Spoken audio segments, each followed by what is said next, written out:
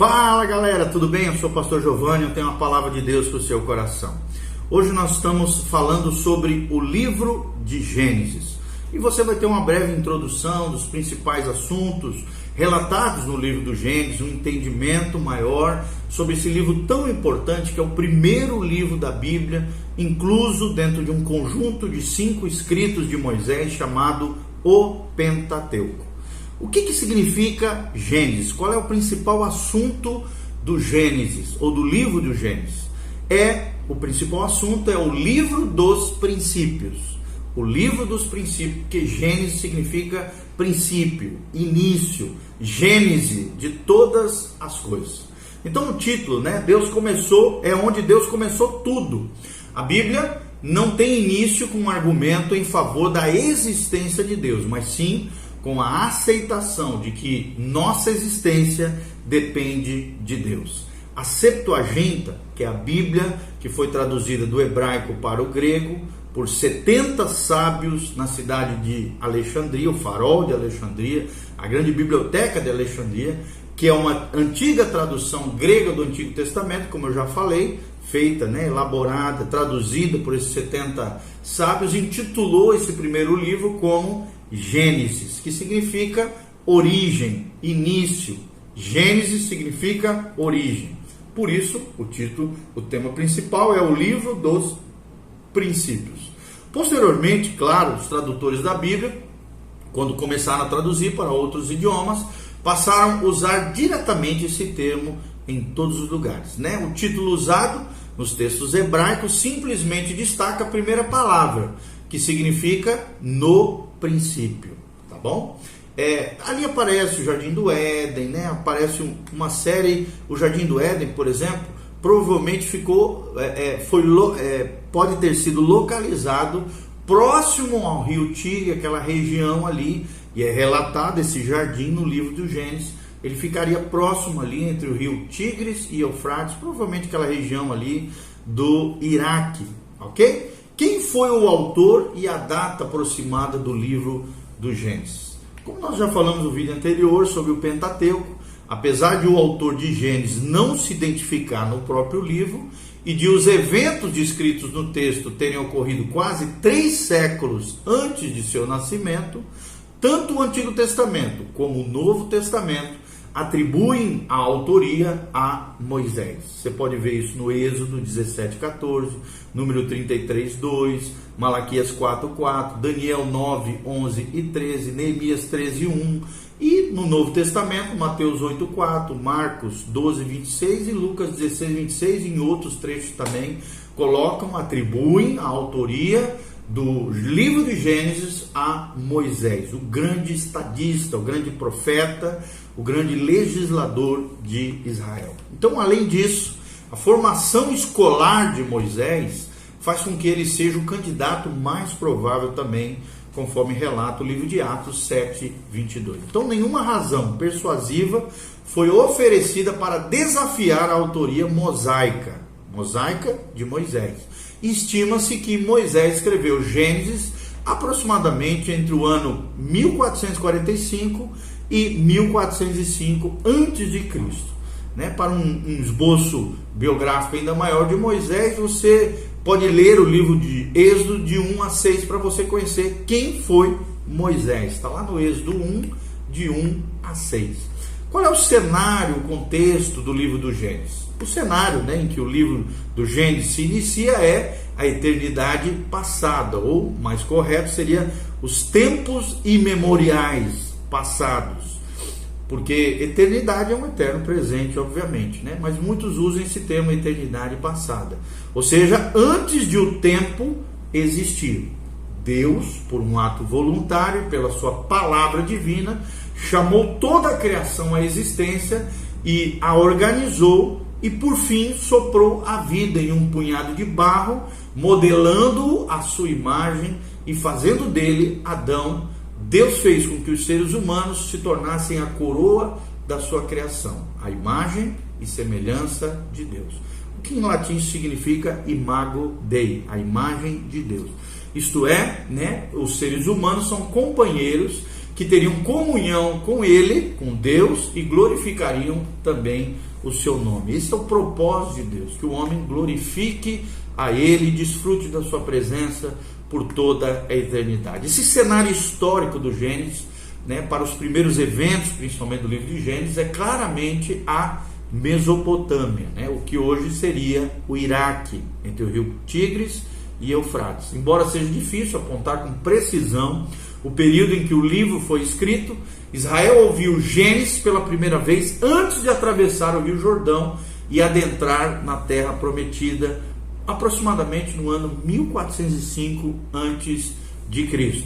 Gênesis, então, abrange 3 pontos geográficos distintos e sequenciais. Em primeiro lugar, a Mesopotâmia, a antiga Babilônia, caldeus, né, a região dos caldeus, principalmente do capítulo 1 ao capítulo 11. Em segundo lugar, nós vemos outra área geográfica, a Terra Prometida, dos capítulos 12, ali com Abraão, chamado de Abraão, né, e a promessa abraâmica, do capítulo 12 ao capítulo 36. E num terceiro momento, o Egito, os capítulos 37 até os 50. Então, as dimensões temporais para esses 3 segmentos são: primeiro, a criação, até 2900 a.C. Segundo lugar, de 2090 até 1897 a.C. E num terceiro momento, provavelmente de 1897 até 1804 a.C. Então é notável o fato de Gênesis abranger um período histórico maior do que qualquer outro livro da Bíblia. Então nós vemos esse período enorme de tempo relatado no livro de Gênesis e em 3 áreas distintas: a Mesopotâmia, a Terra Prometida e o Egito. Quais são os principais personagens do livro do Gênesis? O primeiro deles, é claro, Adão e Eva, que foram os primeiros seres humanos. Está lá relatado em Gênesis 1, 26 até o capítulo 5, 5 do Gênesis. O segundo grande personagem é Noé, o fiel construtor da arca de Deus, da arca da salvação, que tipifica o próprio Cristo, tipifica a igreja, o lugar onde os seres humanos encontram a salvação, que está relatado em Gênesis 6, 5 até Gênesis 9, 29. Noé, o fiel construtor da arca. O terceiro grande personagem de Gênesis é Abraão e Sara, ou seja, os pais de uma nação chamada o povo escolhido de Deus, o povo de Israel. O pai da fé foi Abraão, relatado de Gênesis 12, 1 até Gênesis 25, 8. Depois, o seu sucessor, né, Isaac e Rebeca, os primeiros membros de uma nova nação a partir de Abraão, do capítulo 21 até o capítulo 35, 29, a história de Isaac e Rebeca. E no terceiro grande personagem é Jacó, o pai das 12 tribos de Israel, relatados no capítulo 25, 21 até o capítulo 50, 14, aqui com a morte de Jacó. E também o último personagem muito importante do livro de Gênesis é José, filho de Jacó, e Jacó, filho de Isaac e Rebeca, Isaac e Rebeca, filho de Abraão e Sara. José foi o preservador de seu povo e também o grande governante da nação do Egito. Está relatada a história de José, de Gênesis 30, 22 até Gênesis 50, 26. Quais são os temas históricos e teológicos encontrados no livro do Gênesis? Nesse livro de princípios, livro do Gênesis, Deus revelou a si mesmo, assim como revelou aos filhos de Israel uma nova forma de ver o mundo que contrastava, às vezes com bastante intensidade, com a dos vizinhos de Israel, que eram as outras nações ao derredor. Então o autor aqui não fez nenhuma tentativa de defender a existência de Deus, nem de apresentar uma explicação detalhada de sua pessoa e suas obras. Antes, o Deus de Israel se distinguia claramente dos deuses das nações vizinhas. E são revelados os seguintes fundamentos teológicos no livro de Gênesis. Aparece Deus Pai, aparece Deus Filho na criação, Deus Espírito Santo. Nós vemos a criação do ser humano, a origem do pecado, a redenção já surgindo ali em Gênesis 3,15, a promessa e aliança abrâmica, a promessa, né, palestínica, tudo isso.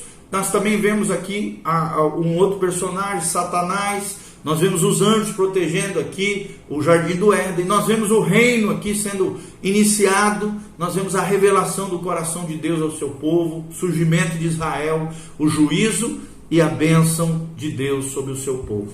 Então Gênesis de 1 a 11 revela as origens do universo, o início do tempo, do espaço, bem como das primeiras experiências humanas, tais como o casamento, a família, a queda, o pecado, a redenção, o juízo de Deus sobre os pecadores e as nações surgindo em Gênesis. Já Gênesis 12 a 50 é explicado a Israel de que modo eles vieram à existência como família, cujos ancestrais poderiam ter ligação com Éber. Logo, Hebreus vem da palavra Éber, conforme relatado em Gênesis 10, 24 a 25. E até mesmo mais remotamente com Sem, né? Daí vem a origem os semitas, de Gênesis 10, 21. Assim, o povo de Deus veio a conhecer não apenas seus ancestrais, seu histórico familiar, mas também a origem de suas instituições, dos seus costumes, de seus idiomas, das suas diferentes culturas e principalmente as experiências humanas básicas como o pecado e a morte. Nós vemos também a longevidade que os patriarcas tiveram e viveram antes do dilúvio, que era em média 900 anos de idade. Está lá relatado em Gênesis 5. As idades dos patriarcas pós-dilúvio já despencaram e em seguida se estabilizaram gradualmente, conforme relata o Gênesis 11. Alguns sugerem que isso se deve às grandes mudanças ambientais causadas pelo próprio dilúvio, e eu creio nisso também, pelo fato de estarem se preparando para entrar em Canaã e desalojarem os habitantes cananeus de suas casas e propriedades. Deus então lhes revelou a verdade sobre os seus inimigos. Além disso, eles precisavam também compreender a base real da guerra que estavam prestes a declarar a essas nações, à luz da imoralidade de matar, consistente com os outros 4 livros que Moisés estava escrevendo: Êxodo, Levítico, Números e Deuteronômio. Então, por fim, a nação judaica compreenderia uma parte selecionada da história mundial precedente e o background, o pano de fundo inaugural de Israel, como a base segundo a qual viveriam um novo começo sob a liderança de Josué, na terra que havia sido prometida lá no Gênesis 12 ao primeiro patriarca Abraão. Então, em Gênesis 12, de 1 a 3, é estabelecido esse foco primário sobre as promessas de Deus feitas a Abraão, o que reduziu a visão deles de todos os povos do mundo. É o que nós vemos em Gênesis 1 a 11. E uma pequena nação, Israel, mediante a qual Deus executaria progressivamente, então, seu plano redentor. Bem como sublinhou também o livro de Gênesis a missão de Israel para ser luz para os gentios, conforme Isaías relata no capítulo 42, versículo 6. Deus promete a terra, sublinhou, mostrou os seus descendentes, ou seja, as sementes de Abraão, e a bênção que havia sobre eles. Essa promessa tríplice tornou-se, por sua vez, a base da aliança abraâmica de Gênesis 15, de 1 a 20. E o restante da Escritura expõe o cumprimento dessa promessa. Em escala maior também, nós vemos em Gênesis de 1 a 11, Deus enunciando uma mensagem singular a respeito do seu caráter e da obra que ele tinha para os homens. E na sequência dos relatos bíblicos, se compõem esses capítulos e emerge um padrão que revela a graça transbordante de Deus com relação à deliberada desobediência da humanidade. Então, sem exceção, em cada relato, Deus aumentou a manifestação da sua graça. Porém, igualmente, sem exceção, o ser humano respondeu, infelizmente, com maior rebeldia pecaminosa. Em palavras bíblicas, quanto mais aumentou o pecado, mais a graça de Deus transbordava, conforme Paulo relata em Romanos 5, 20. Ok? Então, Gênesis está relacionado de forma bem próxima também ao Apocalipse. Início, Gênesis, Apocalipse final. O último livro da Escritura é o Apocalipse. E isso distingue de outros livros bíblicos. Por quê? Porque o paraíso perdido em Gênesis, o último tema teológico histórico significativo, será recuperado em Apocalipse. O apóstolo João representou claramente os acontecimentos registrados no seu livro como soluções futuras de problemas que começaram lá no Gênesis, na maldição de Gênesis 3. Então João focaliza os efeitos da queda da destruição da criação, né? E Gênesis também relata isso, a maneira pela qual Deus elimina da sua criação o efeito da maldição. Nas próprias palavras do apóstolo João, já não haverá maldição nenhuma, é o que diz Apocalipse 22:3. Não é de admirar também que no último capítulo da palavra de Deus, os cristãos estarão de volta ao jardim do Éden, que outrora foi perdido, o que a Bíblia chama de eterno paraíso de Deus, alimentando-se da árvore da vida lá do Gênesis, agora no Apocalipse 22, de 1 a 14. E nesse tempo, eles participarão, usando vestes lavadas no sangue do Cordeiro, e triunfarão e serão vencedores para todo sempre, conforme Apocalipse 22, 14. Ok? As principais doutrinas, né, que aparecem no livro do Gênesis é a doutrina de Deus Pai, onde aparece a autoridade de Deus na criação, lá em Gênesis 1, de 1 a 31, Salmo 103, 19 também. Deus Filho como agente de Deus na criação, é o que nós vemos em Gênesis 1:1, Gênesis 3:15. Nós vemos Deus Espírito Santo, a presença de Deus na criação, em Gênesis 1:2, em Gênesis 6:3 e Mateus 1:18 relata também. Nós vemos também Deus uno e trino, ou seja, a trindade operando na criação, um só Deus em três pessoas. Está lá no Gênesis 1:1, no Gênesis 1:26, na criação do homem, e Gênesis 3:22. Em outros momentos também, nós vemos os seres humanos que foram criados à imagem de Deus, porém caídos no pecado e carentes de um Salvador, relatados em Gênesis 1:26, em Gênesis 2, de 4 a 25, a queda do homem. Então nós vemos tudo isso que nós estamos falando aqui. Nós vemos o pecado, ou seja, a queda, a contaminação de toda a criação com o pecado, mediante a rebeldia contra Deus, relatado em Gênesis 2:16 e 17. Nós vemos a redenção, ou seja, o resgate do pecado e a restauração realizada por Cristo na cruz, já prometido em Gênesis 3:15 e João 8:44, Romanos 3:24 a 25. Nós vemos a aliança de Deus, onde Deus estabelece relacionamentos com os homens e faz promessas a eles, em Gênesis 15, de 1 a 20.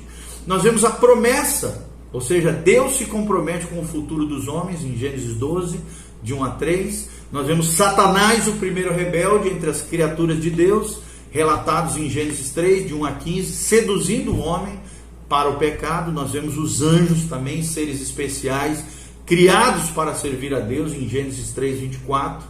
E vemos também a revelação natural, que ocorre à medida em que Deus se comunica indiretamente por meio daquilo que ele fez, de Gênesis 1, de 1 a 2 e Romanos 1, de 19 a 20. Vemos também a revelação especial, que ocorre quando Deus se comunica diretamente, bem como de outro modo incognoscível, né? Incompreensível. Gênesis 2, 15 a 16, Gênesis 3, de 8 a 19. Vemos também Israel, o nome dado a Jacó por Deus e que se tornou a denominação da nação israelita, da qual ele foi pai, herdeiro da aliança com seu pai Abraão, em Gênesis 32, 28 e Gênesis 35, 10. Vemos também o juízo de Deus, né, a resposta justa de Deus ao pecado, em Gênesis capítulo 3, Gênesis capítulo 6, Gênesis capítulo 7, Gênesis capítulo 11, de 1 a 9. Nós vemos também a bênção de Deus, ou seja, o benefício especial, ou a afirmação cheia de esperança para alguém a respeito de sua vida, no Gênesis 1, 28, Gênesis 9, 1 e Gênesis 12, na bênção patriarcal, e outros trechos também, Gênesis 14, Gênesis 27, fala também sobre essa bênção de Deus sobre os seres humanos, ok? Então, aqui nós vemos também, para finalizar, o caráter de Deus no livro de Gênesis. Muitos traços do caráter de Deus são revelados pela primeira vez, aonde? No Gênesis. Deus como Criador, está lá em Gênesis 1, de 1 a 31. Nós vemos Deus cumprindo, sendo fiel às suas promessas, Gênesis 12. Nós vemos Deus é justo, em Gênesis 18, 25. Nós vemos Deus como um ser longânimo, em Gênesis 6, 3. Nós vemos Deus como um ser amoroso, em Gênesis 24, 12. Nós vemos Deus como um ser misericordioso, em Gênesis 19, 16. Nós vemos um Deus onipotente, em Gênesis 17, 1. Nós vemos um Deus poderoso, em Gênesis 18, 4. Nós vemos um Deus providente, em Gênesis 18, 22 e Gênesis 24, 12. Nós vemos um Deus que é verdadeiro, em Gênesis 3, 4 e 5, em Gênesis 24, 27 e Gênesis 32. Nós vemos um Deus também que se ira, que é colérico, que opera em ira, se ira contra o pecado humano, contra o pecado da sua criação, né, do seu ser criado, em Gênesis 7, 21 a 23 e Gênesis 11, 8. Então, nós vemos tudo isso no livro de Gênesis, ok?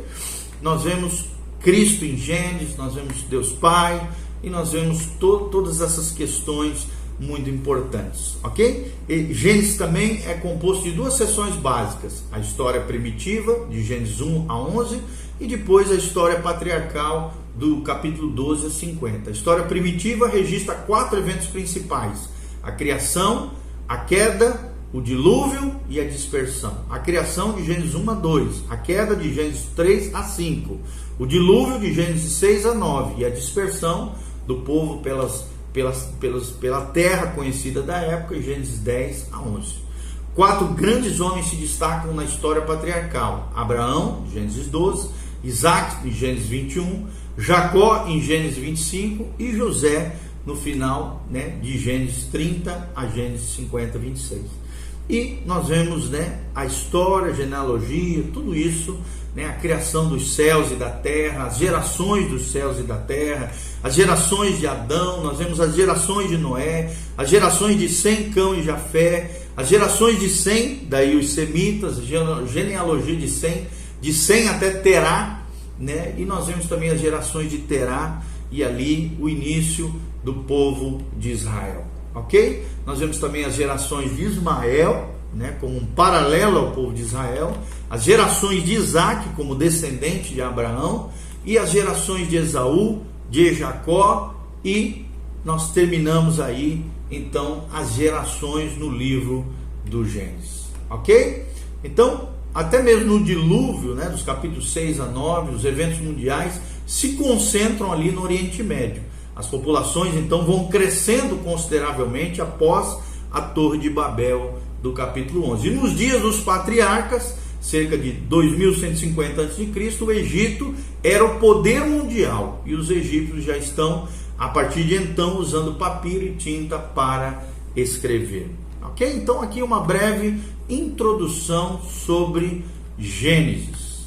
E é importante você pensar um pouquinho sobre isso, o que o livro do Gênesis nos ensina, né? Pensa um pouquinho sobre isso, reflita sobre isso. O quão importante é reconhecer o papel criativo de Deus na origem do universo, conforme relata o livro de Gênesis. Outra pergunta importante para nós pensarmos é: qual o papel desempenhado por Adão e Eva na história da raça humana? Tudo isso descrito no Gênesis. Quanto saberíamos a respeito de Deus se tivéssemos apenas o livro de Gênesis? Nós já falamos um pouco sobre o caráter de Deus registrado no livro de Gênesis. E que significância bíblica é dada aos eventos como, por exemplo, a expulsão do Jardim do Éden, o dilúvio e a Torre de Babel? E nós sabemos um relato histórico disso. E como é que a promessa de Deus para Abraão afeta todo mundo? Nós aprendemos isso em Gênesis 12. E quem são os heróis desse livro? Nós já falamos sobre eles e o porquê deles são tão importantes para o nosso coração, como filhos de Deus, como descendentes pela fé de Abraão, como filhos do Deus Altíssimo. Então são reflexões importantes, e a resposta a essas indagações você encontra no livro do Gênesis, e de 1 até o capítulo 50, um livro importantíssimo que mostra o princípio de todas as coisas, a origem de todas as coisas, o fundamento para a fé cristã. Daí a importância desse livro tão fundamental. Eu te convido, e te desafio a ler o livro de Gênesis e mergulhar nessa história bíblica extraordinária. Que a graça e a paz de Jesus venha sobre a sua vida. Dê um joinha, faça seus comentários, e que a bênção do Senhor esteja sobre você, a tua casa, a tua família. Faça seus comentários, dê um joinha, compartilhe esse vídeo com outras pessoas. O livro do Gênesis é o livro que relata o princípio de todas as coisas. Amém? Que Deus te abençoe. Louvado seja o Senhor.